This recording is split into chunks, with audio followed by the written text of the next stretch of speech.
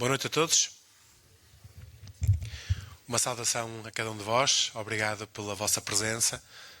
Habitualmente nestas circunstâncias costumamos dizer obrigado por terem saído de casa e conseguido passar pela chuva, mas ela faz tanta falta que é mesmo uma bênção. E portanto não há problema nenhum, pelo contrário, em podermos atravessar a chuva e sentir que está mesmo a chover.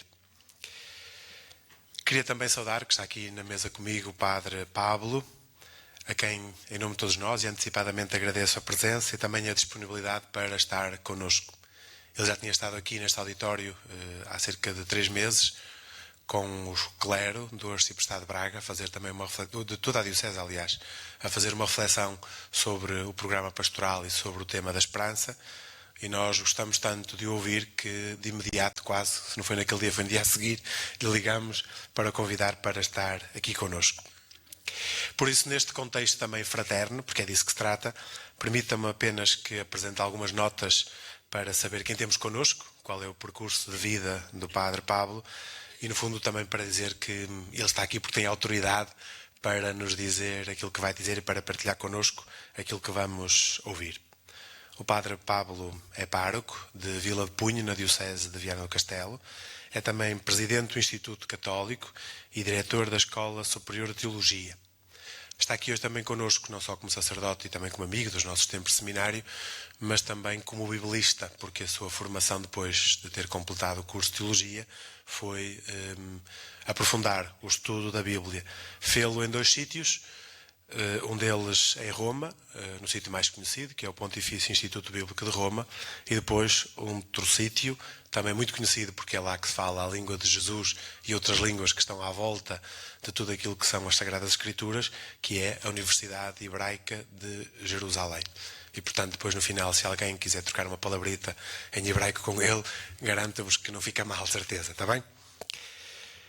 Porque é que estamos aqui nesta noite? Todos os anos promovemos uma conferência dedicada a aprofundar os temas da escatologia. Através da conferência desta noite, que intitulamos Uma Palavra de Esperança sobre a Morte, pretendemos responder aos desafios do programa pastoral da nossa arquidiocese, que nos convida a despertar esperança também nas horas do luto e da dor. Que semente podemos lançar na terra das nossas dores e sofrimentos que nos faça esperar contra toda a esperança? Precisamente no livro com este título, Esperar contra toda a esperança, escreve o Padre Tolentino. São Paulo é um oportuno mestre da esperança. Para ele, a esperança é um dos elementos-chave da existência cristã. Desde a primeira das suas cartas, aquela dirigida aos Tessalonicenses, que a par da fé e da caridade, a esperança surge como elemento identitário e diferenciador do crente. Face à experiência da morte, por exemplo, o apóstolo exorta a comunidade a comportar-se de forma diferente daqueles que não têm esperança. Por isso, tal como o crente pode ser descrito como o fiel ou aquele que possui a fé, poderíamos igualmente dizer é alguém que habita a esperança. Fim de citação. Caro Padre Pablo, a esperança identifica-nos e diferencia-nos, a esperança habita-nos. Que razões temos para viver assim, sobretudo quando somos confrontados com a morte? Muito boa noite a todos. Boa noite a todos. É com muita alegria que estou aqui. Quero, em primeiro lugar, agradecer o convite e a vossa presença. Agradecer ao Padre Sérgio, arcipreste de Braga, por esta oportunidade de estar aqui convosco, partilhar esta palavra de esperança para o Sporting de Braga. Não, desculpem, sobre a morte que iremos refletir sobre esta noite. Eu vou tentar ser breve. Aquilo que tinha pensado era partilhar convosco algumas ideias ali, talvez durante 35 ou 40 minutos, e depois, se houver, se for oportuno, fazermos um tempo de diálogo, de questões, enfim, penso que teremos tempo para isso. Queria dizer que, se alguém quiser dormir, pode estar à vontade, pode dormir. A única coisa que peço é que não ressonem muito alto, porque podem acordar alguém que esteja ao lado também a dormir, não é? Portanto, eu tentarei, no entanto, que a intervenção não seja muito sonorífera. Vamos ver. Queria dizer-vos que esta apresentação, este tema que vou partilhar convosco, será sobretudo bíblico, mas que é também um tema que de algum tempo para cá tenho refletido por necessidade também pessoal. De facto, todos nós, não há ninguém que a partir de uma certa idade, e algumas pessoas desde muito pequeninas, não é o meu caso felizmente, mas todos nós vamos nos confrontando com experiências de morte de pessoas que nos são queridas, não é? E, portanto, nessas ocasiões, os textos que nós habitualmente ouvimos na liturgia, que proclamamos, as orações, etc., ganham ou não um significado novo. E, portanto, para mim também tem sido um pouco essa experiência dos últimos anos. Quando parte alguém que nos é querido, ou alguém com quem vivemos durante muito tempo, de forma muito próxima, o tema da morte começa a não ser um tema que está fora, mas que está muito por dentro da nossa vida, não é? E, portanto, aquilo que irei partilhar-vos hoje também é uma reflexão que eu tenho feito para mim mesmo, também pela necessidade quando a morte nos bate à porta, não é? Nesse sentido, até começo por partilhar convosco uns versos de um poeta inglês, aliás, americano, no século XIX, que encontrei há poucas semanas e que achei muito curioso. É um verso, digamos, uma estrofe muito pequenina, eu leio em inglês e traduzo. O autor é James Russell Lowell. Não é um grande poeta americano, mas, enfim, tem algumas peças muito pequeninas e interessantes. E esta diz assim: As life runs on, the road grows strange. Enquanto a vida avança, o caminho torna-se estranho. With faces new and near the end, the milestone on headstones change, beneath each one a friend. Os marcos da estrada transformam-se na cabeceira de sepulturas, debaixo das quais, ou debaixo de cada uma, algum amigo. É um verso muito chocante deste James Russell, mas de que, de facto, enquanto a vida avança, vamos dando conta disso. Que algumas pessoas que eram para nós marcos do nosso caminho passam a ficar debaixo de uma pedra sepulcral. E, portanto, a vida vai se transformando, não é? E certamente a vida já não é igual quando começamos a contar que há várias pedras que nos separam de pessoas que queremos, não é? Isso mexe connosco profundamente. E então, o que é que a Sagrada Escritura nos diz a propósito disto, da morte? Nós poderíamos tentar ver um pouco aquilo que a Bíblia nos diz de várias formas. Uma forma muito interessante seria pegar nos textos mais antigos da Bíblia. Sabemos que há textos que andam por volta do século IX a.C. até os mais recentes, diremos quase o princípio do segundo século depois de Cristo, portanto, mais de 1000 anos. Seria interessante pegar dos textos mais antigos até os mais recentes, mas não temos tempo para isso. Outra opção seria pegar nos vários termos que a Bíblia utiliza, as várias palavras para dizer a morte, mas, enfim, também seria um percurso um pouquinho longo. Então, eu recolhi alguns pontos que me parecem muito importantes da Sagrada Escritura a propósito da morte e tentarei convosco fazer um percurso mais ou menos neste sentido. O que é a morte na Sagrada Escritura? E depois, enfim, um certo percurso que vai sendo feito na Escritura, a morte como um castigo, a morte como um fenómeno universal, a morte como um absurdo. Um tema muito pouco tratado, o suicídio na Sagrada Escritura, os antídotos contra a morte e, finalmente, o sabor da morte. Serão um pouquinho estes os temas, os tópicos que tentarei partilhar convosco. E, para dizer a verdade, irei trabalhar convosco sobretudo textos do Antigo Testamento, porque penso que são os textos que são menos conhecidos e porque sem eles torna-se muito mais difícil compreender também as palavras do Novo Testamento. É claro, todos nós sabemos que a palavra principal da Escritura, a palavra de esperança a propósito da morte, é a palavra ressurreição. Mas eu hoje queria falar-vos um pouquinho antes daquilo que a Escritura nos diz sobre a ressurreição, daquilo que é a condição mortal do ser humano e o próprio acontecimento da morte. Bom, o que é a morte? A primeira coisa seria dizer o que a morte não é para a Bíblia, porque esta já é uma grande novidade. A Bíblia começa por desmistificar o fenómeno da morte, que era considerado uma divindade nos povos semitas e que para a Bíblia deixa de ser um Deus, uma divindade, e torna-se apenas um acontecimento. De facto, na cultura semita, a cultura anterior à Bíblia e a cultura na qual cresceu o Antigo Testamento, dentro do panteão dos deuses semitas, existia o deus morte, chamado deus Mot, ou Mavet. Este deus era uma espécie de irmão do deus Baal. Este é-nos muito conhecido porque aparece muitas vezes nas leituras. O Baal, que, portanto, o ídolo, o falso deus, que o povo de Israel tantas vezes adorou.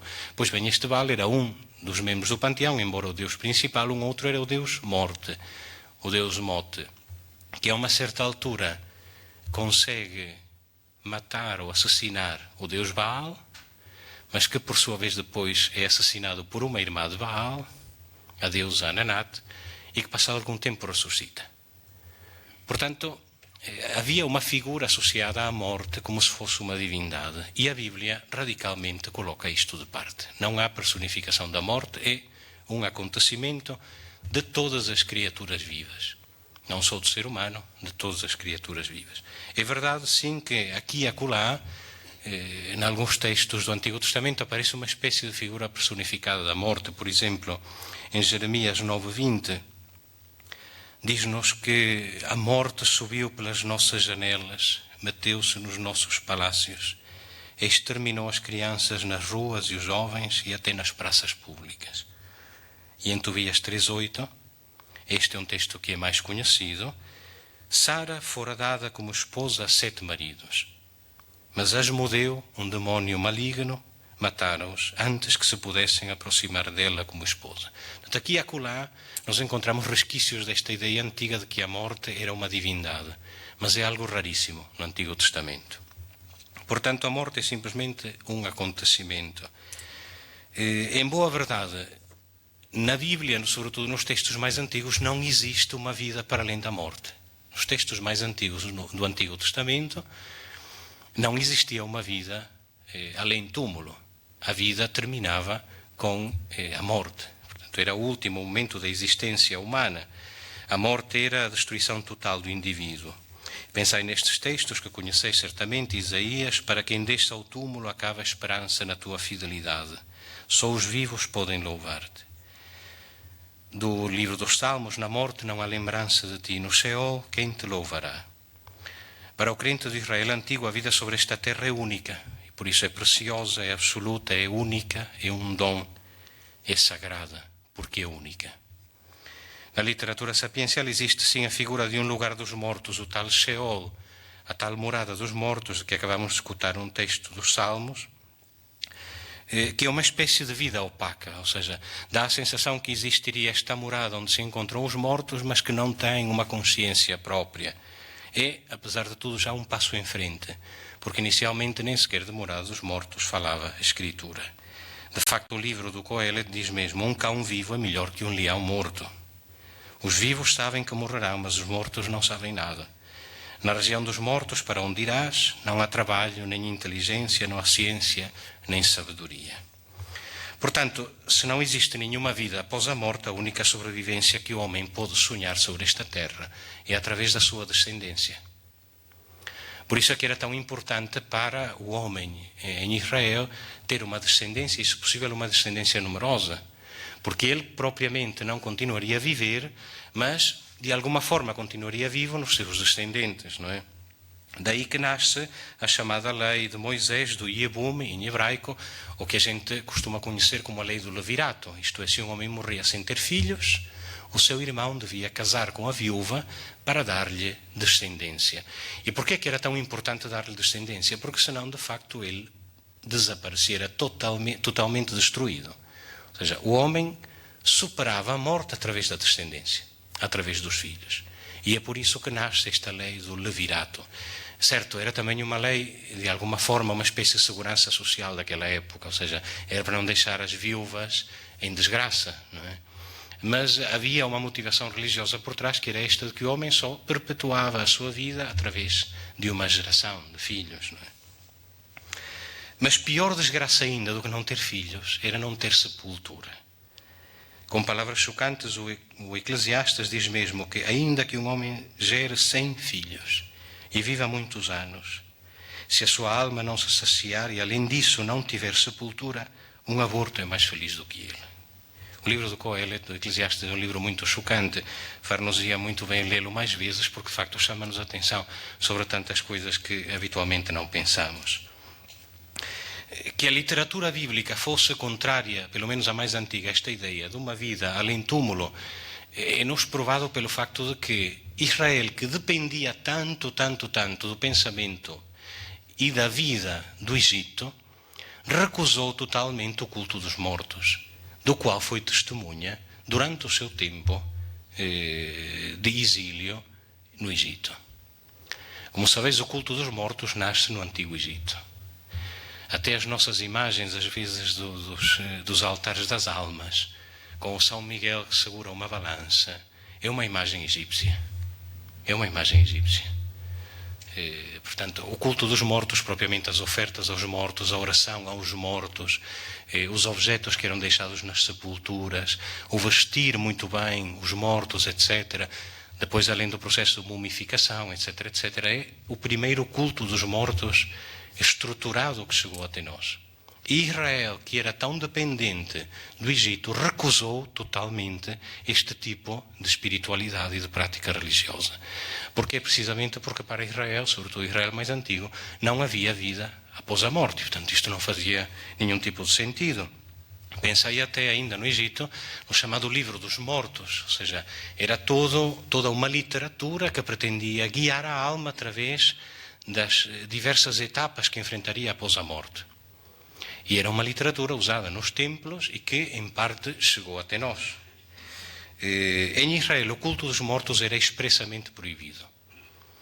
A única coisa que era permitida era fazer os 7 dias de luto, no qual se rasgavam as vestes, se deitava cinzas sobre a cabeça, mas não era permitido fazer propriamente nenhum tipo de culto dos mortos, nem sequer orações pelos mortos. Estou a falar-vos sempre do Israel mais antigo, portanto, digamos sensivelmente do século X até o século V, IV antes de Cristo, sensivelmente, talvez um pouquinho antes, mas... Portanto, e os ritos fúnebres, estes tais 7 dias de luto, eram apenas uma expressão de dor, nunca uma oração ao defunto, nem pelo defunto. Pensai até que a filosofia grega também defendia a sobrevivência da alma para além do túmulo. Pois bem, mesmo isso Israel teve dificuldade em aceitar. Porquê? Porque o pensamento grego era aquele pensamento que separava o ser humano em 2 partes, corpo e alma. E isto não existe na literatura. Bom, não existe no pensamento mais original, mais autêntico do Antigo Testamento do povo de Israel. O ser humano é único. É um ser espiritual e corpóreo, mas estas não são 2 partes. Aliás, já falastes disto, penso, várias vezes aqui nesta mesma conferência. Não é? Portanto, a Escritura não tem um discurso que defenda uma dupla composição do ser humano. Quando se fala do nefesh ou do ruach, ou mesmo nos textos gregos da psique, está-se a falar, em primeiro lugar, da respiração. Literalmente significa isso. Nefesh significa, diremos quase que a garganta, enquanto há circulação de ar. Passados os séculos, este termo, nefesh ou ruach, passará a significar a vida interior do ser humano, inclusive o pensamento, a dimensão emotiva, etc., etc. Mas inicialmente esta ideia de corpo e alma não existia no povo de Israel. O que é que nos diz então a Escritura ainda sobre a morte, que é universal, que é um fenómeno natural e universal? É uma evidência sobre a qual não existe uma grande reflexão teológica no Antigo Testamento. Ou seja, de facto, é um dado universal e, portanto, não se faz uma grande reflexão como existe nos escritores gregos ou latinos a propósito da morte. O destino dos homens e dos animais é o mesmo. Um mesmo fim os espera, diz o livro do Eclesiastes. Como a morte de um, assim é a morte do outro. O homem não tem vantagem sobre o animal. O mesmo lugar os espera. Todos saíram do pó e é ao pó onde voltar. São palavras muito cruas do Eclesiastes. E o livro dos Salmos, até os sábios morrem. Da mesma forma que morrem os loucos e insensatos, deixando a outros os seus bens. O sepulcro será a sua morada para sempre, ainda que tenham dado nome a muitas terras. Certamente existe um tipo de morte ideal. Isso sim existia. Encontramos no livro do Gênesis, quando nos relata a morte dos patriarcas Abraão, Isaac e Jacó. Dá a morte destas três personagens como a morte, digamos, que todo ser humano poderia desejar. De Abraão diz isto, e quem é que não desejaria? Morreu com 175 anos. Foi-se extinguindo e morreu numa ditosa velhice, de idade avançada e cheio de dias, foi reunir-se aos seus. De Isaac, diz-se, com 180 anos, portanto ainda chegou mais longe que o pai, expirando, morreu e reuniu-se com seus pais, já velho e satisfeito com os seus dias. De Jacó, como sabéis, de facto, o capítulo 48 do livro Gênesis apresenta-nos mesmo as últimas vontades de Jacó. E diz assim, a propósito da sua morte: tendo ditado aos seus filhos as suas últimas vontades, juntou os seus pés na sua cama. Uma expressão muito curiosa. Juntou os pés na cama, expirou e reuniu-se aos seus pais. Esta expressão de reunir-se aos seus pais, ou ir dormir com os seus, como aparece no livro de Deuteronômio, não significa aqui uma experiência de vida após morte. Ou seja, não é que se foi juntar com os seus pais noutro sítio qualquer, portanto, na vida para além do túmulo. Aqui o que quer dizer é que literalmente os seus ossos foram juntar-se aos ossos dos seus pais. Porquê? Porque as tradições antigas de sepultamento em Israel, aliás, uma tradição que subsiste pelo menos até a época de Jesus, consistia essencialmente nisto. Além de serem sepultados numa espécie de nichos que não eram cobertos com terra, portanto, quer fossem em forma de arcos, assim chamados arcosólios, uma espécie de arcos em pedra onde se metiam os corpos, ou fosse os nichos cavados, enfim, chamados corrim, ou seja, em que o corpo era empurrado para dentro e depois fechada a entrada, quer fosse de um jeito ou de outro, como o clima é muito seco, normalmente ao fim de um ano ou dois, recolhiam os ossos e colocavam-nos dentro de um ossuário, que era uma caixa onde se colocavam os ossos de toda aquela família. E, portanto, quando o livro do Gênesis ou do Deuteronômio diz que se foi juntar aos seus pais, quer dizer que literalmente os seus ossos foram depois recolhidos e metidos por cima dos ossos dos seus pais, dos seus avós, etc, etc. Ou seja, não é uma referência a uma vida para além da morte. Existem duas exceções na Sagrada Escritura, no Antigo Testamento, de personagens que não morreram. Sabeis quem são? Fazeis uma ideia? Duas personagens que não morreram. Elias, exatamente, e outro é o Enoque. O Enoque é uma personagem que há uns anos atrás, quando entrou muito em Portugal esta história da nova era, falava-se muito de Enoque. Enfim, é uma personagem bíblica. Para dizer a verdade, pouco sabemos dele, mas em todo o caso, o livro do Gênesis diz que andou na presença de Deus e desapareceu, pois Deus arrebatou. E o profeta Elias diz, o segundo livro dos Reis, que Deus levou para os seus num redemoinho, num carro de fogo e num carro e com cavalos de fogo. Em todo o caso, estes textos não pretendem um significado literal, mas já começam a abrir a porta para a fé na vida eterna, ou seja, numa vida que não acaba, como diria o Miguel Torga, com a última pancada do coração. Mas essa entrada na vida eterna, na verdade, não pode ser sem passar pelo transe da morte. O mesmo Senhor Jesus não foi poupado ao transe da morte e de uma morte profundamente cruel. O que a morte nos ensina? Aquilo que é óbvio, que a vida é frágil e que é breve, que é sempre frágil e que é sempre breve. De tal forma que o único salmo da Escritura atribuído a Moisés, Salmo 39, diz: Senhor, dá-me a conhecer o meu fim e o número dos meus dias, para que veja como sou efêmero. Lembrai-vos que Moisés é a única personagem do Antigo Testamento que sabia quando é que ia morrer. Não sabia o dia e a hora, mas o Senhor tinha-lhe dito: tu não vais entrar na terra prometida. Subirás ao alto do monte, verás a terra prometida, mas não entrarás, por teres duvidado da minha palavra. Portanto, ele sabia até onde é que ia a sua estrada. Não sabia quando, mas sabia até onde. E é caso único na Escritura. Diz ainda o livro dos Salmos: lembra-te que é breve a minha existência. Foi para isto que me criaste? Quem poderá viver sem ver a morte? Ou então ainda o Salmo 90: o homem é semelhante à erva do campo, que de manhã floresce e viceja, à noite é cortada e seca. Para além da evidência de que somos frágeis, a Escritura, já no Antigo Testamento, começa a falar de forma muito estranha, peço-vos um bocadinho de paciência a este propósito, da morte como um castigo. Ireis ver porque é que eu chamo isto a propósito. Dito isto, porque é que tem de morrer o ser humano?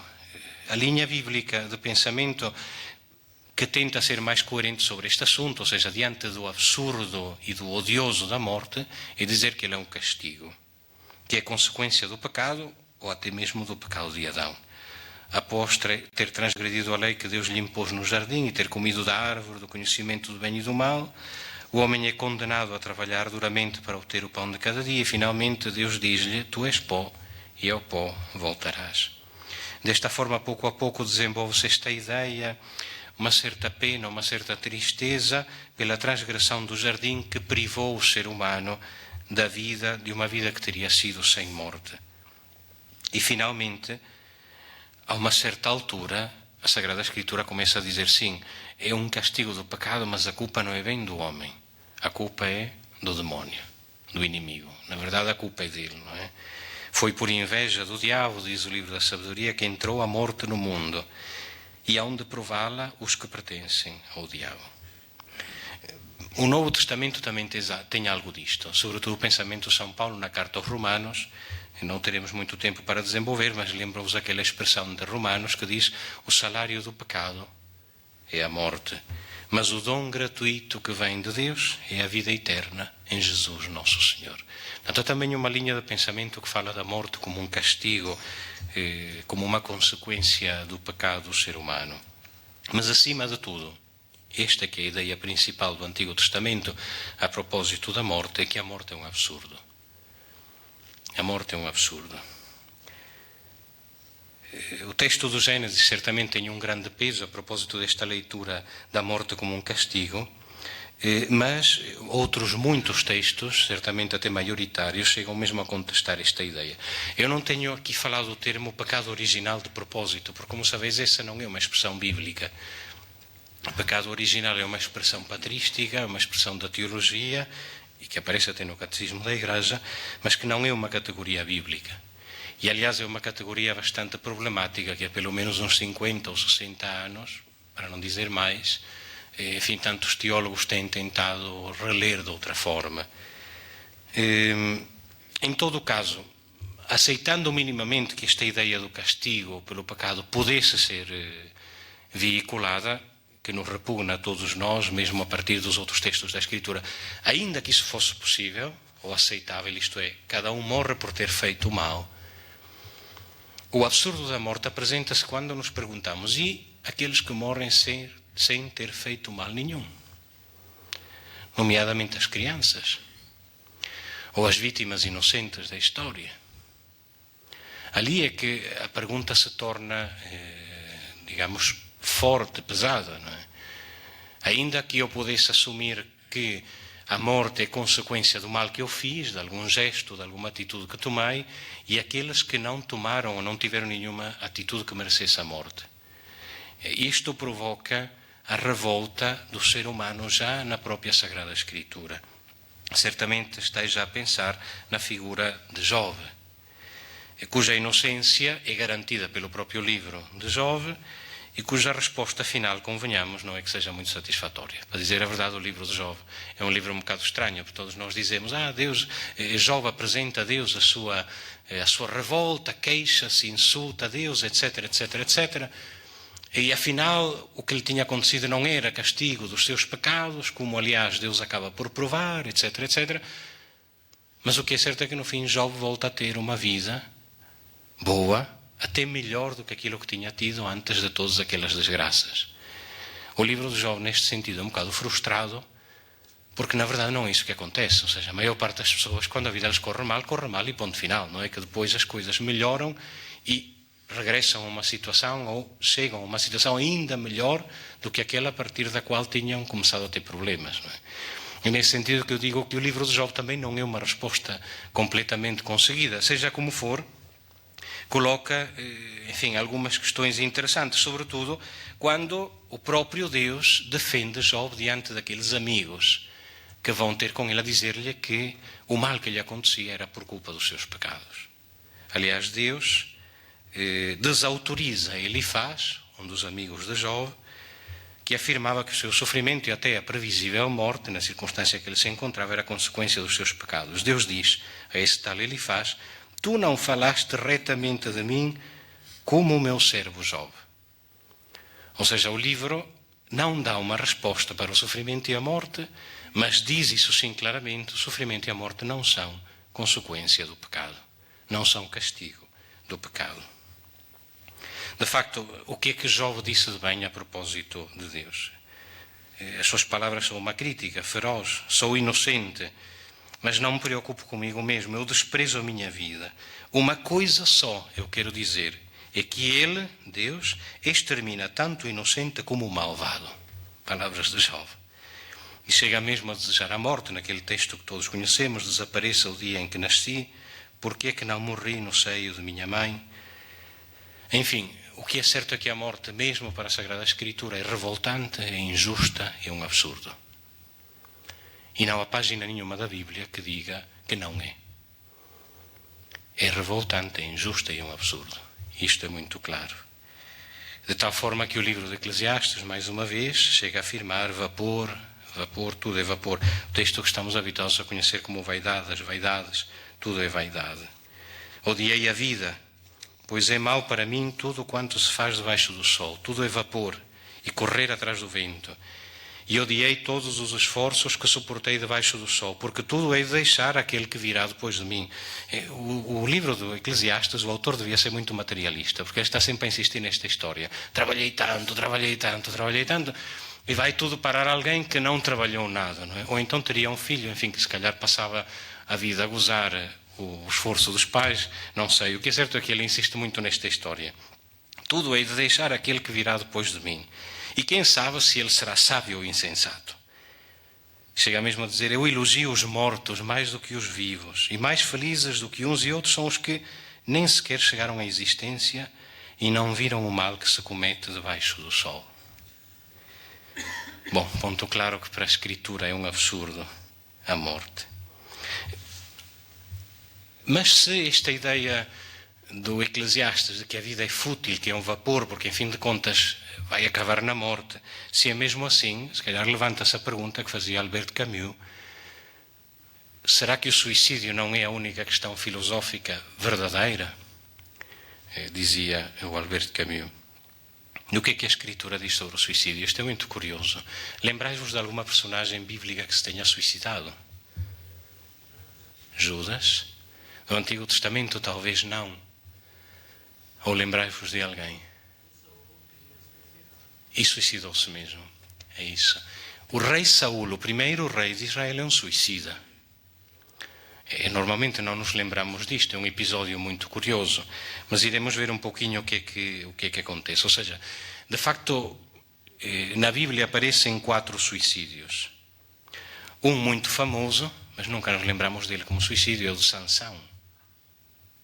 Sansão deita abaixo as colunas do templo onde ele estava e ele morre junto com os filisteus. De facto, ele deita abaixo as colunas a gritar: morra eu e os filisteus todos comigo. Portanto, Sansão, Saul e o seu escudeiro, o seu soldado, Ahitofel e Judas.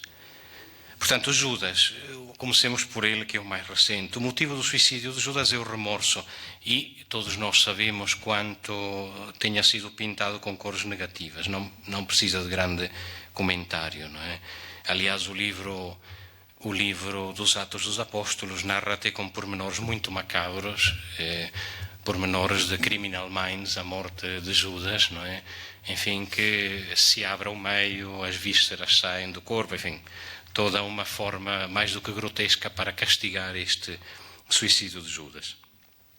O caso de Ahitofel, que é, enfim, uma personagem que encontramos no segundo livro de Samuel, enfim, é um suicídio por orgulho. Ou seja, Ahitofel era um conselheiro, era um dos generais de Absalão, deste filho rebelde de David.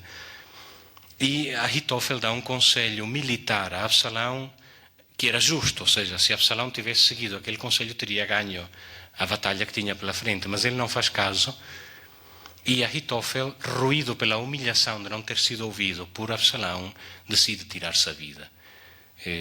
Enfim, é um suicídio propriamente por orgulho, por frustração. Não é? Mas conhecemos, lá está, a história de Sansão, seduzido pela beleza de Dalila, mas que é já um suicídio um pouquinho diferente, porque de alguma forma tem uma motivação religiosa. Ou seja, ele considera que de alguma forma, aliás, é um dos juízes, então é um dos libertadores. De facto, a palavra juiz no Antigo Testamento, mais do que aquele que julga, é aquele que governa, isto é, que lidera o povo e que o defende. Sansão morre e com a sua morte liberta também durante algum tempo o povo de Israel da opressão dos filisteus, não é? Portanto é um suicídio um pouquinho diferente.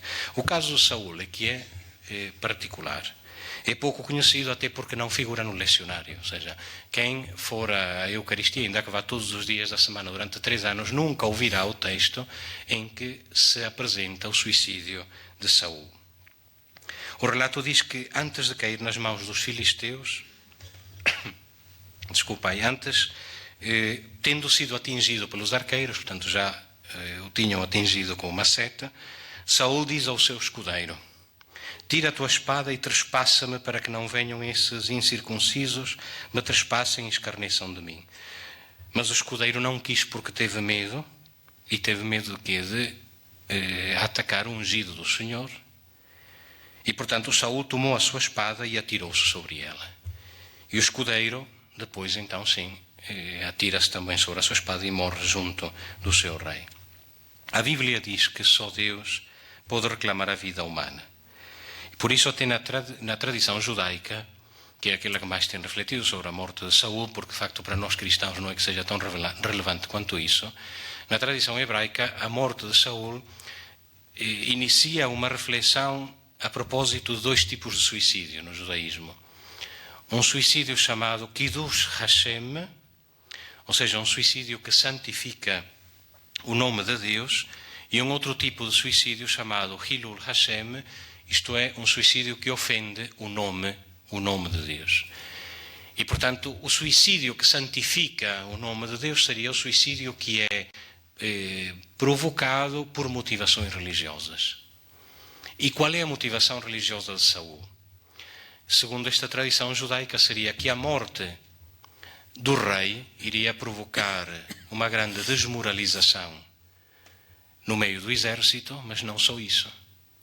Iria pôr em causa a fé do povo de que Deus estava do seu lado. E, portanto, esta leitura hebraica tenta como que justificar a morte de Saul, dizendo que foi melhor que ele tivesse tirado a sua vida do que tivesse sido capturado pelos filisteus e o seu corpo fosse mostrado como um troféu de guerra, abalando a fé do povo em Deus.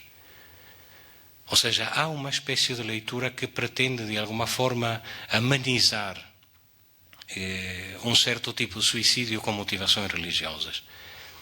Vede, nestes dias estamos a ler o primeiro livro dos Macabeus na liturgia, não é? O primeiro livro dos Macabeus e o segundo estão cheios de suicídios religiosos, ou seja, de narrações nas quais há figuras que se sacrificam para tentar defender o povo de Deus. Que se sacrificam literalmente e que às vezes sacrificam os outros, como o caso de hoje, não é? De Matatias, que vai e degola os representantes do rei, etc. Portanto, há dentro da Escritura, no Antigo Testamento e na tradição judaica, uma espécie de leitura atenuante do suicídio, quando é motivado por questões religiosas. No Novo Testamento não temos rigorosamente nada disso. De facto, lá está, o suicídio de Judas é visto de uma forma terrível, não é? Macabra.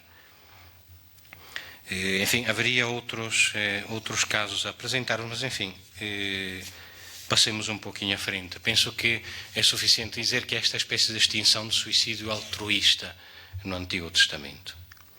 Mas então, veja, se em fim de contas a morte é sempre um absurdo, é sempre revoltante, é sempre uma injustiça, o que é que nos diz já o Antigo Testamento a propósito da morte? Apresenta-nos um conjunto de antídotos. Ou seja, para o Antigo Testamento, a um certo ponto é possível começar a vencer a morte. Esta é uma coisa interessante. Certo que a vitória definitiva e completa sobre a morte será a ressurreição de Jesus, mas já no Antigo Testamento, apesar de uma fé ainda muito embrionária na ressurreição e na vida para além da morte, começa-se a falar aqui e além de antídotos ou de formas de vencer a morte, não na hora da morte, mas durante a própria vida.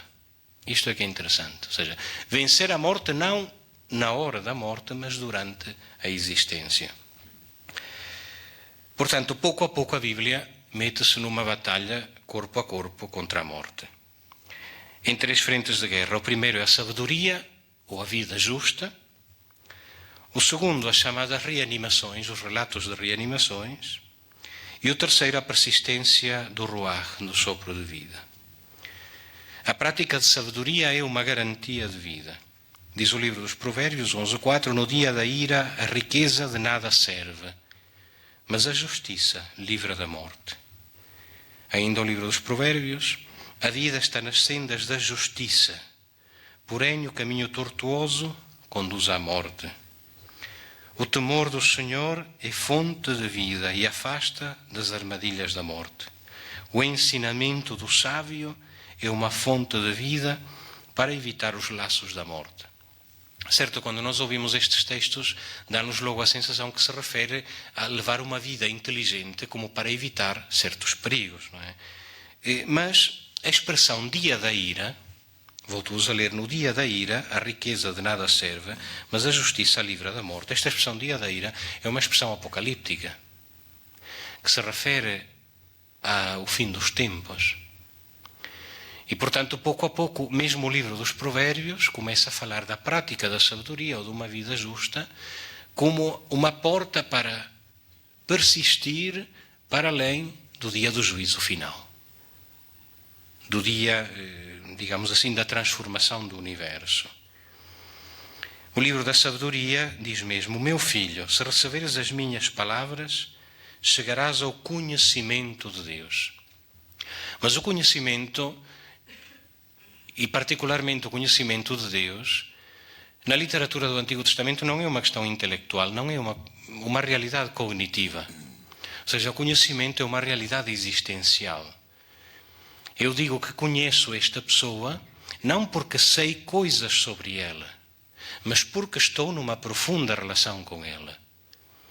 De tal forma que no livro do Gênesis, o verbo conhecer é o mesmo verbo que é utilizado para a relação esponsal, para a relação sexual.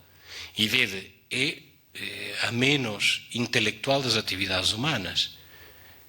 É uma atividade passional de entrega ao outro e de recepção do outro. E o livro da sabedoria diz que a sabedoria permite o conhecimento de Deus, isto é, o entrar em comunhão com Deus. Dizia-vos ainda uma outra afirmação da Escritura a propósito da morte, são as tais reanimações. Reanimações porque, como sabeis, falar de ressurreição só falamos da de Jesus. O filho da viúva de Naim, Lázaro, etc. Sabeis muito bem, esta linguagem não é nova para vós, não são ressurreições propriamente ditas, porque voltam a morrer. Fala-se mais de reanimações, não é? Ou então, já no Antigo Testamento, porque vede, estas reanimações não são só do Novo Testamento. Pensai naquele filho da viúva de Sarepta, a quem Elias devolve a vida, deita-se por cima do menino, reza e devolve-lhe a vida. Aliás, o texto do Evangelho que fala da ressurreição da viúva, do filho da viúva de Naim, é um perfeito paralelo desta narração do livro dos Reis a propósito de Elias. Portanto, não são ressurreições, mas são já profecias. Profecias de que Deus é capaz de vencer até a própria morte. Em todo caso, a Escritura vai nos dizendo, e eu já estou quase a terminar, que a morte não tem a última palavra. Pouco a pouco foi-se desenvolvendo a fé bíblica, segundo a qual Deus livrará da morte o seu Filho amado. Lembrai-vos dos Salmos 15. Tu não me entregarás à morada dos mortos, e não deixarás o teu fiel sofrer a corrupção. Hás de ensinar-me o caminho da vida, saciar-me de alegria na tua presença e de delícias eternas à tua direita. Esta corrupção não se refere apenas à corrupção moral. É já um aceno à corrupção, isto é, a destruição do corpo humano, da vida humana. E as delícias eternas, para serem eternas, certamente não são sobre esta terra, que de eterna nada tem. Portanto, o livro dos Salmos, a um certo ponto, começa já a falar também desta vida de comunhão com Deus que vai para além da morte. Para compreender um pouquinho isto, temos de fazer uma certa ginástica mental. Ou seja, ao contrário das outras religiões, em que é sempre o ser humano que vai ao encontro de Deus, vós sabeis que no judaísmo, e ainda mais no cristianismo, não é o ser humano que vai à procura de Deus, isto não é religião. Aquilo que é, se quiseres, a vida religiosa do ser humano é a descida de Deus ao encontro do ser humano. A revelação de Deus. Revelação que atinge o seu ponto máximo em Jesus, de quem o prólogo de São João nos fala como aquele que veio montar a tenda no meio de nós. A expressão que nós utilizamos rezando ângelos e veio, o verbo fez-se carne e habitou entre nós, literalmente significa e montou a tenda, o verbo grego é skenosen, e montou a tenda no meio de nós. Portanto, é este Deus que vem ao encontro do ser humano, não o ser humano que vai ao encontro de Deus. E esta ideia da comunhão com Deus, de Deus que vem fazer comunhão com o ser humano, vai ganhando força progressivamente, até encontrarmos em alguns textos, como o Salmo 63 ou 62, ó Deus, Tu és o meu Deus, eu anseio por Ti, a minha alma tem sede de Ti, a minha alma está unida a Ti. Mas esta expressão que para nós já é tão normal, falarmos em união com Deus, é uma expressão que é profundamente revolucionária na escritura e no pensamento do Antigo Testamento. Ou seja, a transcendência de Deus no Antigo Testamento é total e absoluta. O termo que nós utilizamos, e neste mês de novembro, na nossa tradição católica ainda mais, dos santos, é um termo, não quero dizer nefasto, mas no mínimo repugnante à mentalidade do Antigo Testamento. Santo é só Deus, ponto, no Antigo Testamento. E no máximo dos máximos fala-se de fiéis, de piedosos, etc., não de santos. Esta expressão não existe no Antigo Testamento aplicada ao ser humano. Porque há uma distância absoluta entre Deus e o ser humano. E, no entanto, a Escritura aqui além começa a falar da união profunda de Deus com o ser humano.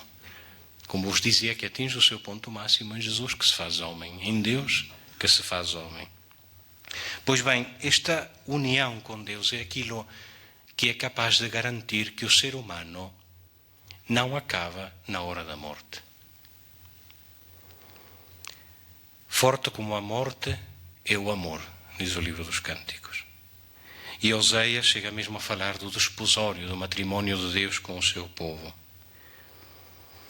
E por isso, se Deus ama tanto o ser humano, é natural que não permitirá que nada nem ninguém o afaste do ser humano.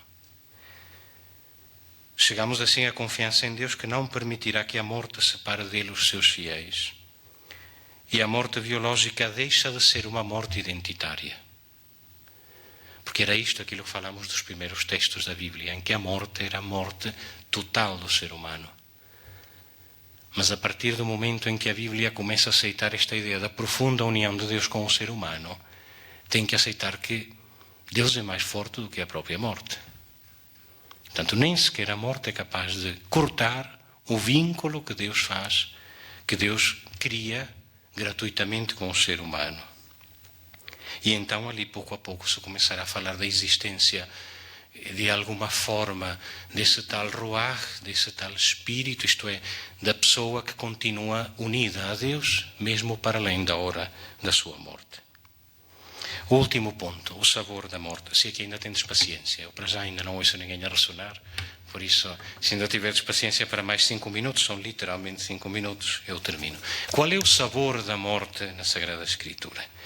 Em 3 passagens do Novo Testamento, nos Evangelhos de Mateus e de João e depois na Epístola aos Hebreus, é utilizado um verbo muito peculiar para falar da morte.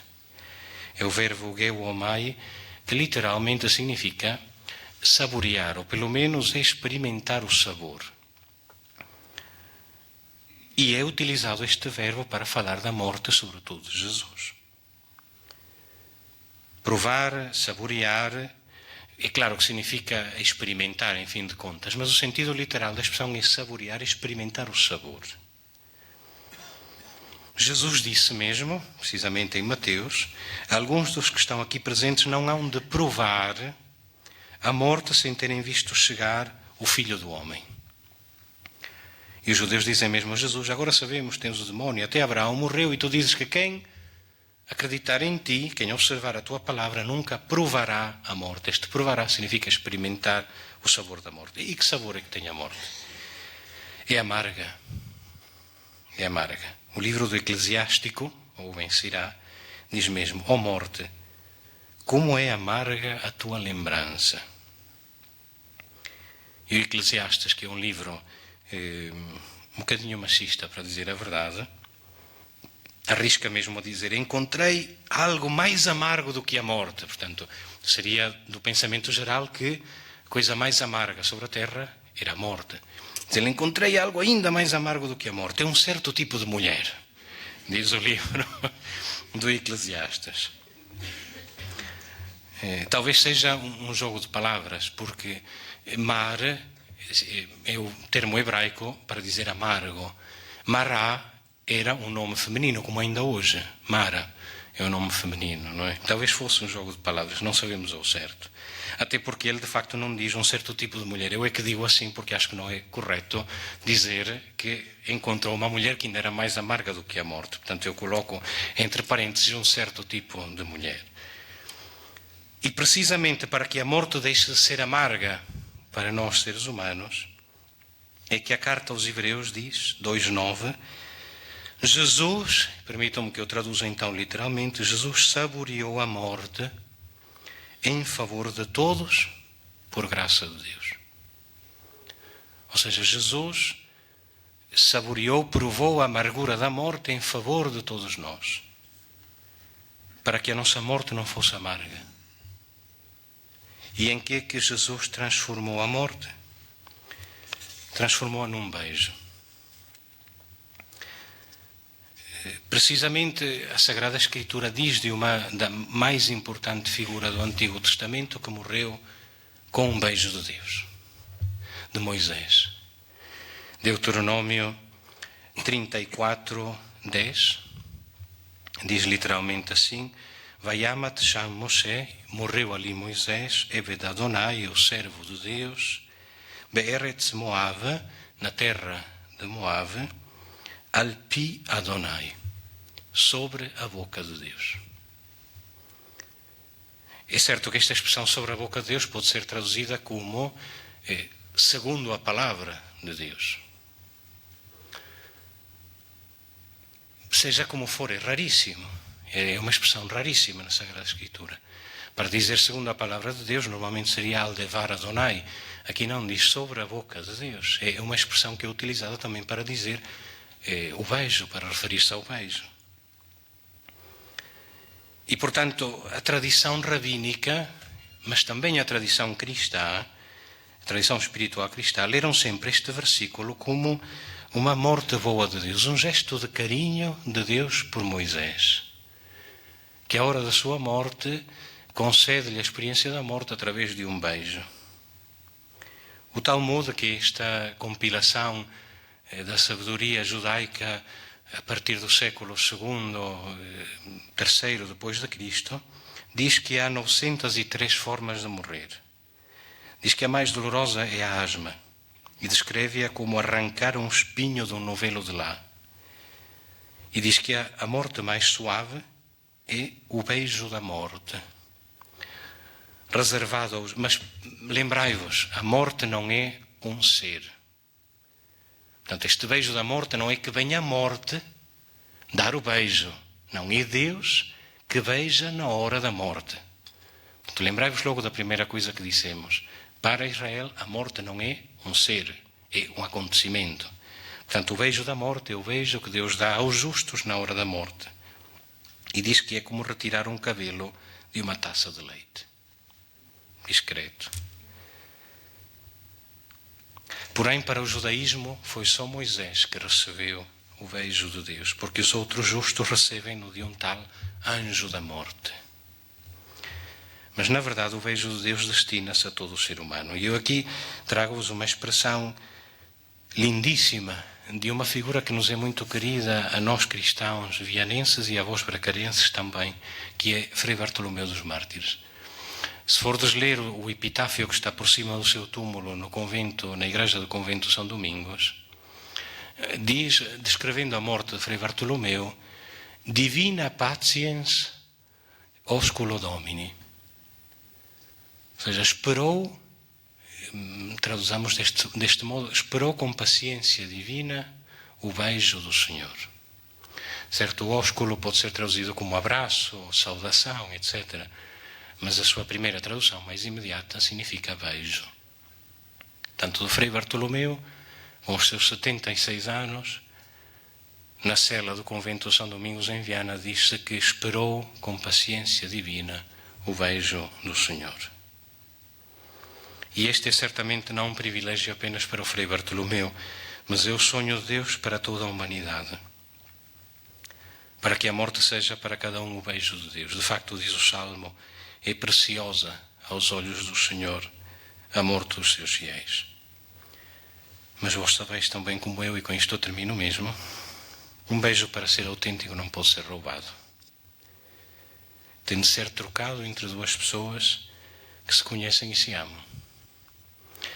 Por isso, a vida é o tempo oportuno para preparar o beijo de Deus.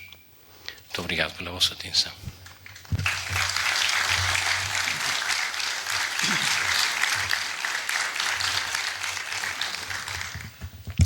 Muito obrigado ao Padre Pablo.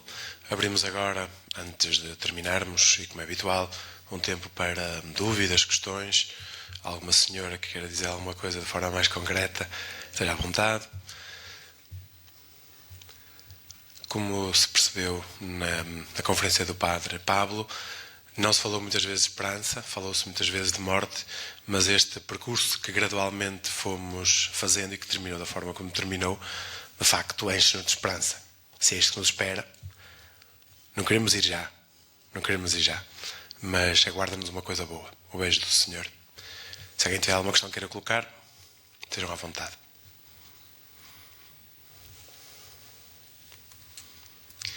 Dr. Carlos Vaz.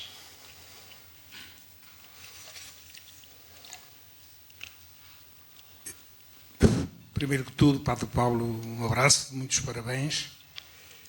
Fico com outra leitura da morte, certas passagens do Antigo Testamento. Eu hoje precisamente senti a dificuldade para explicar na Eucaristia a degulação que Matatias faz. Portanto, e também nos mostra todo o progresso que houve na Bíblia até aos nossos dias. Servia-me do exemplo do Padre Amel em França, em que a um padre degolado não se responde da mesma maneira, mas com oração, com acolhimento. Portanto, há aqui também um trajeto enorme. E as suas palavras ajudam-nos muito, e então este final é delicioso. A morte como o beijo de Deus e a vida como preparar esse beijo, portanto, ir beijando continuamente o Senhor e agora, se me permite, beijando na face dos irmãos, sobretudo os mais pobres, daqueles que são mais rejeitados. Eu queria pedir-lhe um bocadinho se a passagem de Cântico dos Cânticos, forte como a morte, é o amor, se explicava um bocadinho. Queria compreender um bocadinho mais. Melhor, queria saborear um bocadinho mais. Portanto, se calhar para isso iria apenas dizer duas coisas. Uma palavra geral sobre o livro do Cântico dos Cânticos e a outra sobre o versículo em particular. O Cântico dos Cânticos, como sabeis, junto com o livro do Eclesiastes, lá está do Coelet, é um dos textos mais estranhos dentro do Antigo Testamento. Estranhos não só para nós cristãos, porque mesmo para o judaísmo foi um texto muito difícil para ser introduzido no cânone. E não sabemos até em que medida, digamos assim, foi aceito no judaísmo, porque os cristãos também o tinham aceito. Porque seria preciso, enfim, não temos tempo para falar sobre isso, mas refletir com mais verdade sobre quanto o cânone cristão da Bíblia influenciou o cânone judaico da Bíblia. por muito estranho que isso pareça. E dá a sensação que, de facto, o judaísmo aceitou quando viu que havia comunidades judaico-cristãs que tinham aceito o livro dos Cânticos como um livro inspirado. Que, enfim, apesar de tudo, digamos assim muito francamente, não é metáfora nenhuma sobre o amor de Deus com a humanidade e o povo de Israel. O Cântico dos Cânticos é um livro que fala sobre o amor humano, ponto, basta. E quanto ao amor humano, sim, é reflexo do amor de Deus, certamente, mas ele fala essencialmente do amor humano. É um cântico de paixão, um cântico que se inspira particularmente no assim chamado cântico do esposo da literatura egípcia. Portanto, é um cântico simplesmente de amor humano. Pensai que era um texto tão problemático que os rabinos, para inventar, enfim, alguma coisa a propósito do Cântico dos Cânticos, disseram que quando Salomão era jovem, cheio de paixão, com aquelas centenas de concubinas que ele tinha, escreveu o Cântico dos Cânticos. Depois, já homem mais maduro e tal, escreveu o livro dos Provérbios, enfim, já pensando um pouco mais sobre o que era a vida, e ao chegar a idoso, já um bocado desanimado, é que escreveu o livro de Eclesiastes e estes textos que nós acabamos de escutar.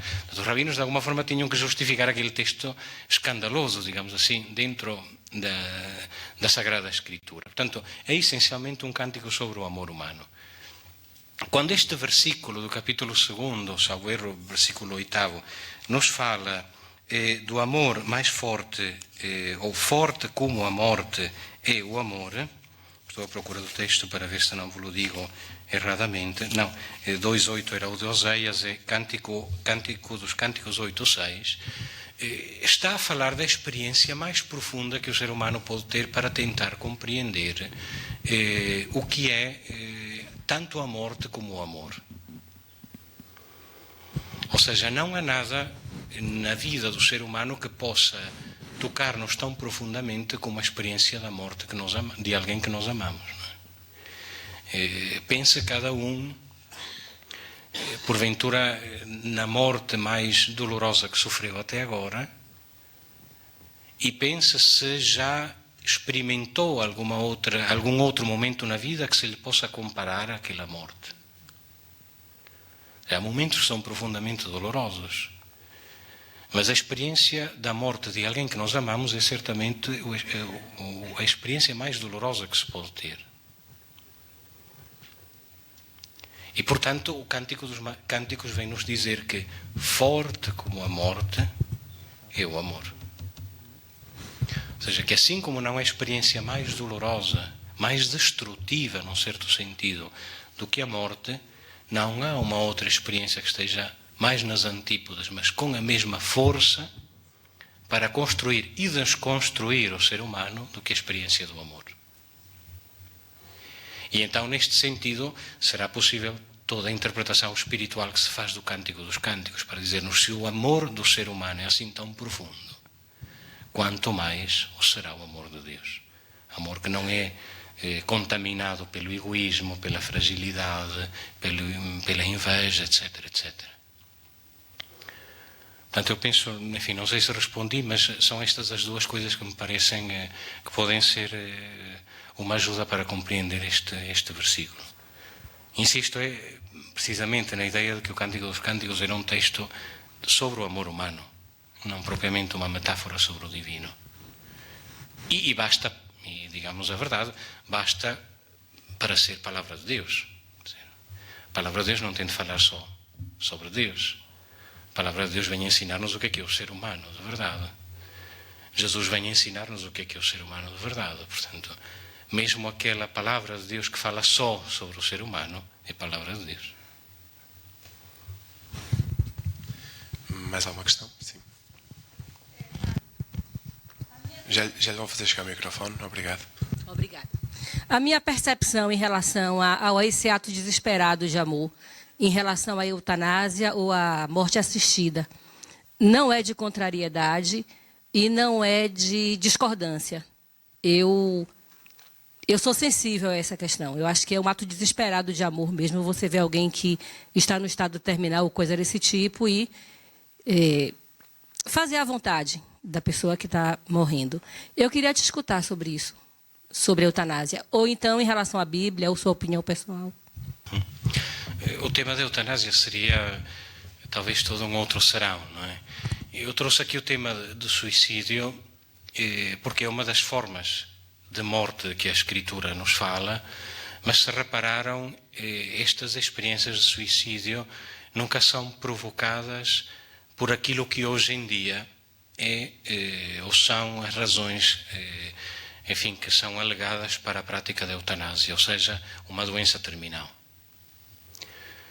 E lembram-se, quando eu falava da questão da morte de Saul, do suicídio de Saul, como ele é de alguma forma tolerado na tradição judaica pelo facto de que a sua morte livrou o povo, ou seja, é uma morte em benefício dos outros e não em benefício dele mesmo. Nesse sentido, daquilo que eu vejo e penso, creio que não encontramos na Sagrada Escritura nenhum texto que nos possa permitir aceitar a eutanásia da forma como ela é apresentada e de alguma forma até implementada no nosso mundo. De alguma forma, em tantos países é implementada, e em Portugal, ao que parece, de forma subreptícia, não é? Em todo caso, e agora já não é um discurso bíblico, é um discurso sobre o qual eu tenho refletido, a questão da eutanásia tem muito a ver com, ou melhor, tem tudo a ver com a questão do sofrimento, não é? Mas que parâmetros é que nós podemos utilizar para falar de que o sofrimento chegou a um ponto suficientemente intolerável como para ser razoável, porque é isso que se diz, a aplicação da eutanásia? Porque o discurso sobre o sofrimento é enorme. E de que sofrimento falamos? Sofrimento físico. E as pessoas com depressão profunda, que experimentam subjetivamente um sofrimento que pode ser maior do que o sofrimento físico de uma doença terminal. Ou seja, a depressão profunda não seria também um âmbito que poderia entrar dentro dos parâmetros para a aplicação da eutanásia? Ou mais ainda, como aconteceu já, se não estou em erro, a Bélgica, que já retirou inclusive o limite de idade para a aplicação da eutanásia. Apesar de que se fale que a maturidade das crianças que sofrem uma doença prolongada é muito superior à de outras crianças da sua idade, em fim de contas a decisão última recai sempre sobre os pais ou os profissionais de saúde. Eu penso que para nós cristãos e aqueles que de alguma forma fomos premiados com o dom da fé, a morte não pode ser de outra forma senão recebida e não aplicada, nem a nós mesmos nem aos outros, não é? O Padre Carlos há um bocadinho falava precisamente desta questão da evolução profunda que mesmo no discurso religioso se deu a propósito das mortes com motivação religiosa, ou seja, o verdadeiro fiel não é aquele que mata em nome de Deus. Poderá ser aquele que morre por causa de Deus, mas não aquele que mata em nome de Deus, não é? Que não mata nem o outro e muito menos a si mesmo. Sabeis até o quão delicado é no seio do cristianismo o discurso sobre o martírio. Enfim, nós falamos muitas vezes do martírio, até porque há, enfim, tantas figuras de mártires. Um pouco em todo o Ocidente cristão, em todo lado se inventaram até mártires para justificar os patronos das igrejas, etc, etc. Mas a questão do martírio era uma questão muito delicada, mesmo na igreja primitiva. Precisamente porque a distância entre o martírio e a imolação histriónica, chamemos-lhe assim, é muito pequenina. Ou seja, a distância entre o martírio e aquele que se imola publicamente para ser conhecido, enfim, não é tão clara quanto isso. Quando nós lemos as atas dos mártires, às vezes ficamos um bocadinho arrepiados. Ou seja, há figuras em que é muito claro que a morte é resultado do seu afirmar taxativamente cristiano sum, sou cristão, ponto final, e não deixarei de o dizer. Há outras figuras que provocavam as autoridades. E por isso, mesmo para o cristianismo, a questão do martírio, porque pode facilmente deslizar para uma morte auto-infligida, é muito delicado. Não é? Eu, a título pessoal, não vejo na Escritura forma alguma pela qual nós possamos justificar qualquer discurso sobre a eutanásia.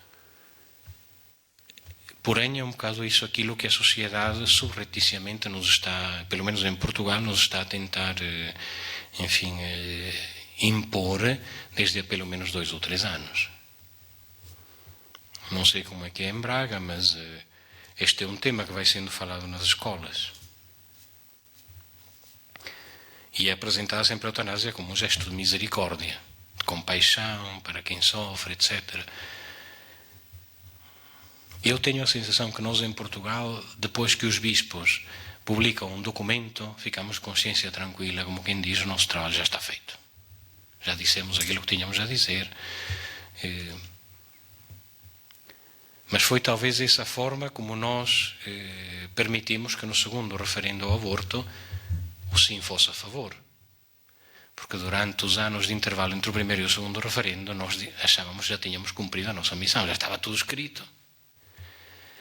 E desde que no fim da legislatura passada se falou da questão da eutanásia e foi publicada pela CEP aquela nota pastoral, o que é que está em questão com a eutanásia, a partir daí a Igreja já não fala mais da eutanásia em Portugal.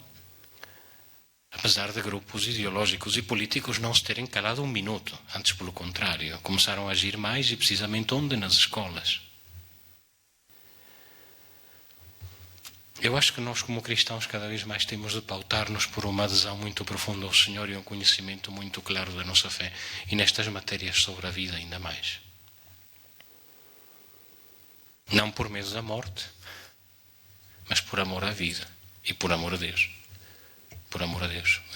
Precisamente para que o beijo não seja roubado. Para que o beijo não seja roubado.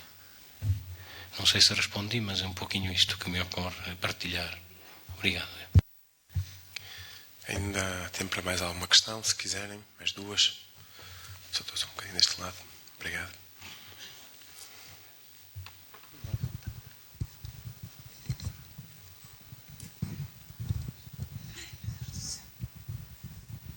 Senhor Padre Pablo Lima. Microfone da Alcina.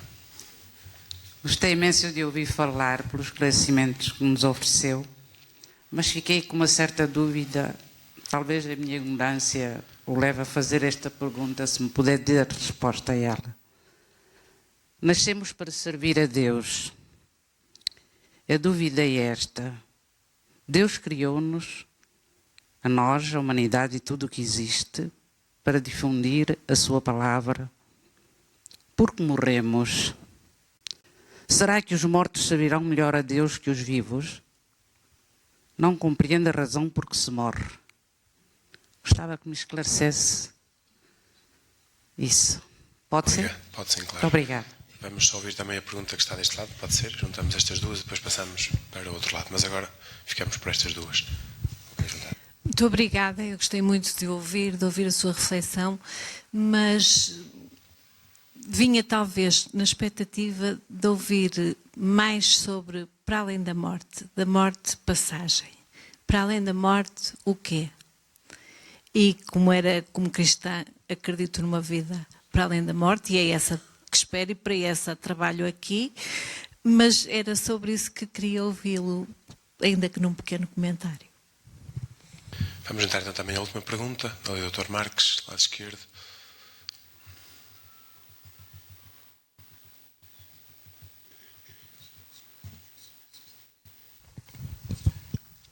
A minha questão não está diretamente relacionada com estas anteriores, mas com uma coisa muito simples, Padre Pablo. Até que ponto se podem considerar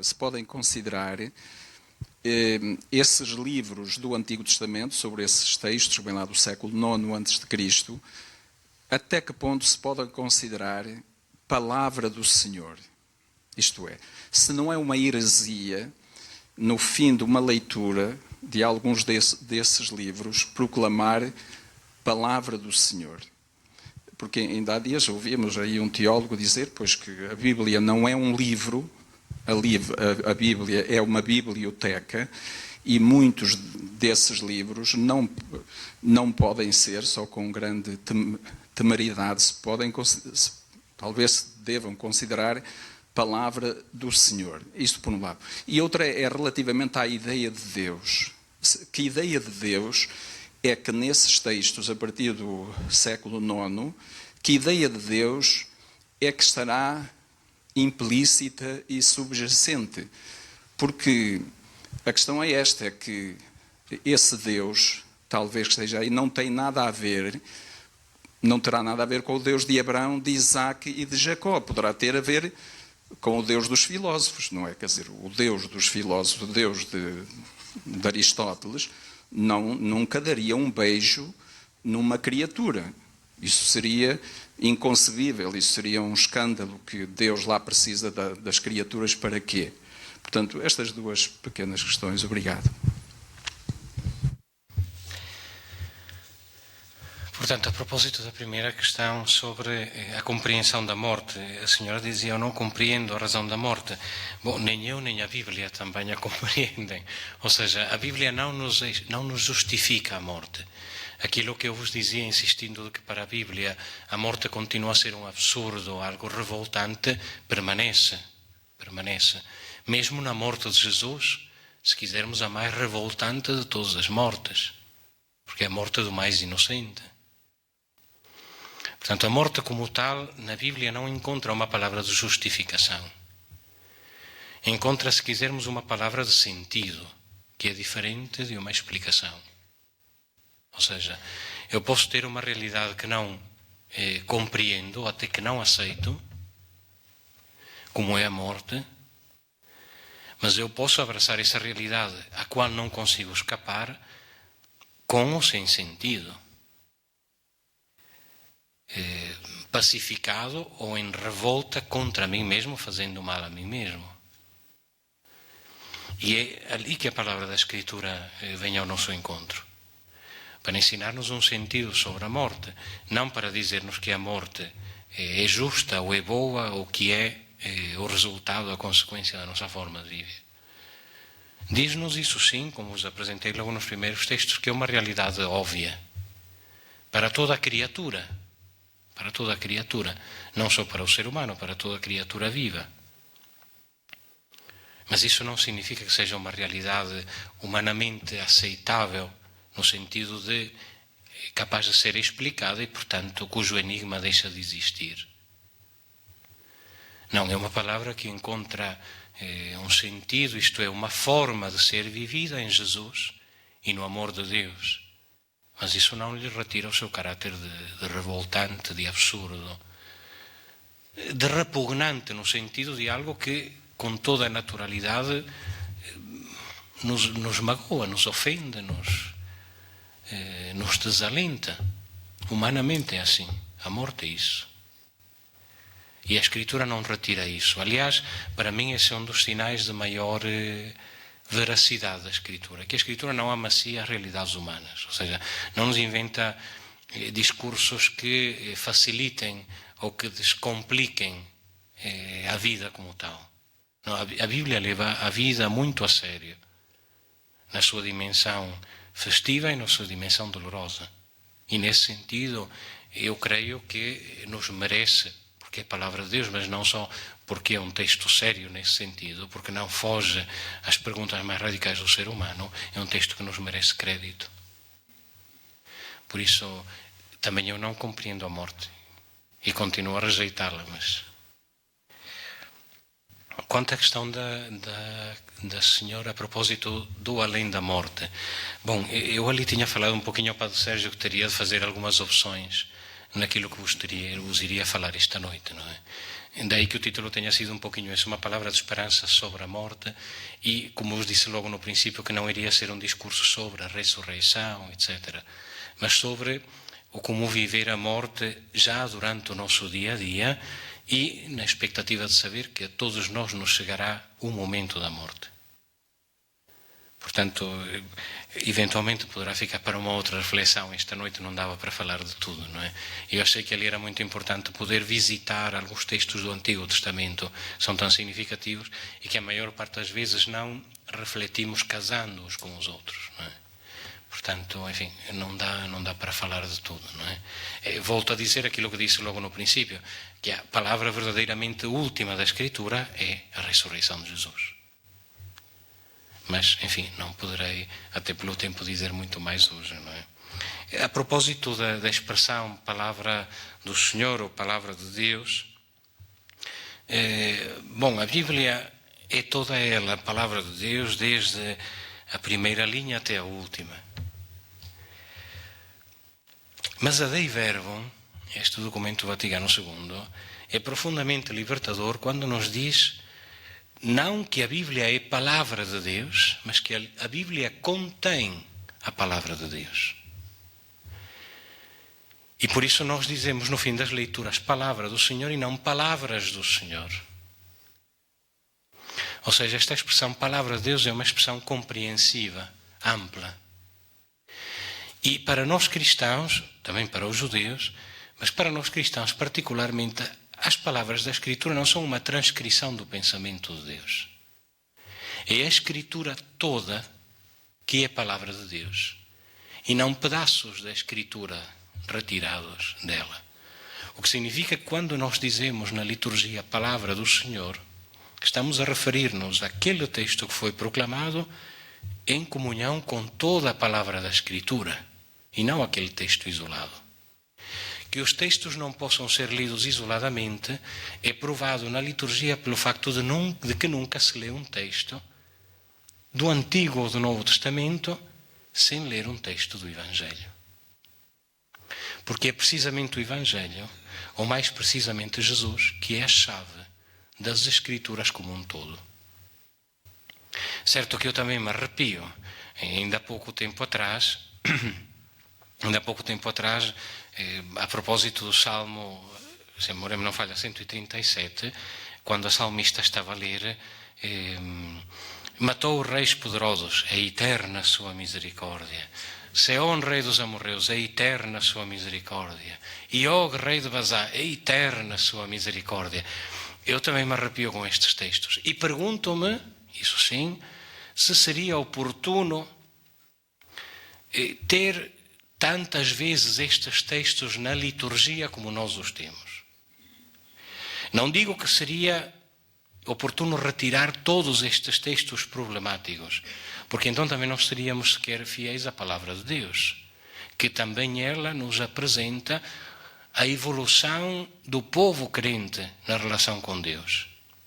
Portanto, se calhar não se poderiam retirar todos estes textos da liturgia, mas se calhar alguns textos em determinadas circunstâncias talvez não estão muito bem colocados.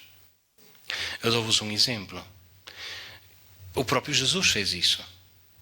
Quando ele vai à sinagoga de Nazaré, capítulo 4 de Lucas, que ele lê o texto de Isaías, o Espírito do Senhor está sobre mim. Ele me enviou a anunciar a boa nova aos pobres, a libertação aos oprimidos, a alegria aos que sofrem, para anunciar um ano de graça do Senhor, o dia da ira do nosso Deus. É o que diz Isaías, mas Jesus esse versículo não o leu. Façam a experiência quando chegarem a casa, vão ver em Lucas 4, depois ali encontram a referência de Isaías. Jesus cortou o texto bíblico, propositadamente. Pelo menos São Lucas apresenta-nos dessa forma, ou seja, Jesus omitiu uma parte do texto bíblico que não era conciliável com o seu ministério e que ele não queria que interpretassem dessa forma o seu ministério. A proclamar um ano favorável da parte do Senhor. Portanto, estamos em Isaías 61, 1, 2. Se formos ler, fala depois o dia da ira do nosso Deus. Mas Jesus isso não o leu. Ou seja, eu também me pergunto se em certas circunstâncias não seria oportuno restringir alguns textos da Escritura para uma leitura mais privada ou para uma leitura que possa ser verdadeiramente passível de interpretação. Porque tenhamos também a consciência de que é impossível explicar tudo nas homilias. Por isso também é importante a formação bíblica do povo de Deus, não é? Mas a maior parte do povo de Deus nunca chegará a ter a oportunidade de ter uma formação bíblica que lhe permita ler os textos de outra forma. Dito isto, portanto, mesmo esses textos polémicos, estranhos, da Escritura, são palavra de Deus não isoladamente, mas dentro dessa biblioteca. De facto, isso que significa a Bíblia, significa os livros, desses livros todos que juntos contêm a palavra de Deus. Verbum Dei continet, diz a Dei Verbo, contém a palavra de Deus. Não são a palavra de Deus, contém a palavra de Deus. E essa palavra de Deus encontra a sua chave, como vos dizia, sempre em Jesus Cristo. E o mesmo se diga sobre essa ideia de Deus. Ou seja, a ideia de Deus, o rosto de Deus, é-nos revelado no seu ponto máximo em Jesus Cristo. E, portanto, todos os outros textos da Escritura que nos revelam, deixai que eu diga deste jeito, as rugas do rosto de Deus, não podem ser lidos senão a partir do rosto de misericórdia que nos revelou Jesus Cristo, como o verdadeiro rosto do Pai. Aliás, o ano da misericórdia que acabamos de celebrar insistia muito nisto. Jesus é o rosto da misericórdia do Pai.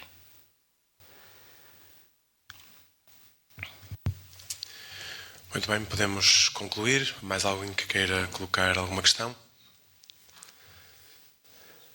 Só uma pequena nota para aquela senhora, não sei o nome, peço desculpa, que fez a pergunta sobre e depois da morte. Nós, aqui no Arciprestado de Braga, todos os anos, uma vez que, como se percebe, não conseguimos tratar os temas todos os anos, por esta altura mais ou menos, na segunda quinzena do mês de novembro, no Arciprestado costumamos sempre fazer uma conferência deste género.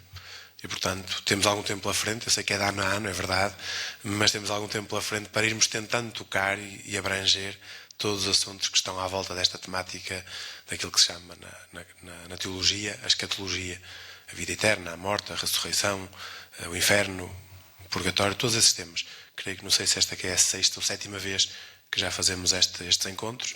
Para o ano, se Deus quiser, voltaremos a repetir e, portanto, iremos tentando tocar dentro do possível um pouco de tudo isto que faz parte também da nossa fé, também do nosso sofrimento e das nossas inquietações também.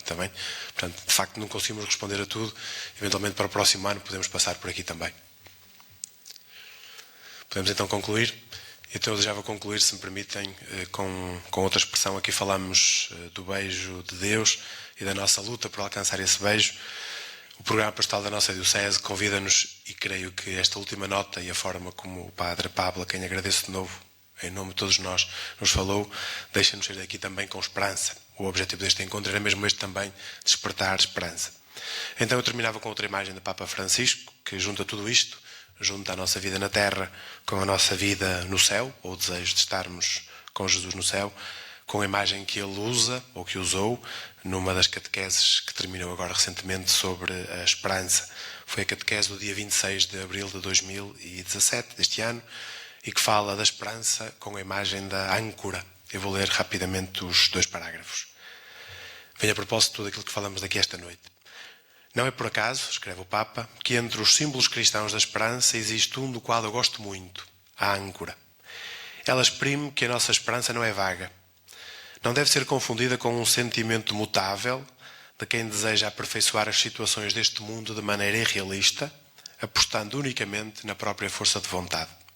Com efeito, a esperança cristã encontra a sua raiz não na atração do futuro, mas na segurança daquilo que Deus nos prometeu e realizou em Jesus Cristo. A nossa fé é a âncora no céu. Mantemos a nossa vida ancorada no céu? Que devemos fazer? Segurar a corda. Ela está sempre ali. E vamos em frente porque estamos certos de que temos a nossa vida ancorada no céu, naquela margem onde chegaremos. Ao longo do caminho, a promessa de Jesus, eu estou convosco, leva-nos a estar de pé, erguidos, com esperança, convictos de que o bom Deus já age para realizar aquilo que humanamente parece impossível, porque a âncora está na praia do céu. Obrigado a todos, uma boa noite.